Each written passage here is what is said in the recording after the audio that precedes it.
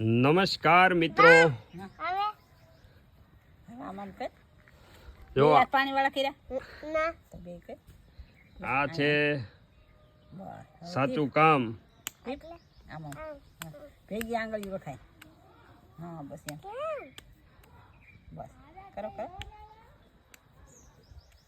અંતરા બનાવી રહી છે રોટલો, બરાબર. એના બા પાસેથી શીખે છે. ખરેખર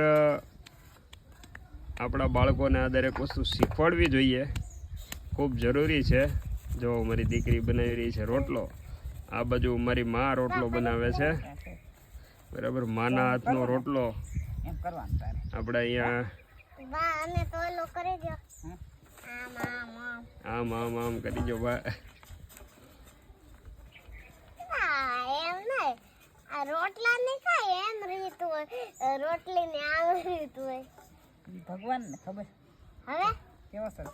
હવે માસ બોલો નાય નાખવા પાણી, પછી આમ આમ કરો, આમ પછી આમ કરો.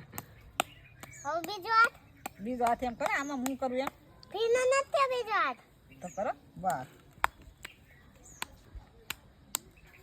પેલા એમ પ્રેક્ટિસ કરવાની બેટા. એમ તો ટીપા કરે ને એટલે ધીમે ધીમે આવડી જાય. કે એક રોટલા ન આવડી જાય. જો આ બા જો કેમ કરે છે.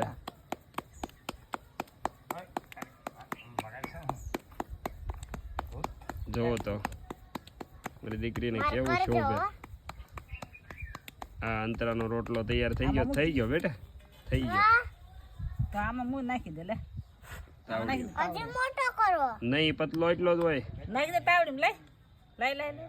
જો હવે અંતરાબેન નો રોટલો. વાહ, હા હવે પૂરું થઈ ગયું. હા, શાર કર્યા. તો જે લોકોને ગામડે રોટલા ખાવા હોય તો અવશ્ય પધારજો.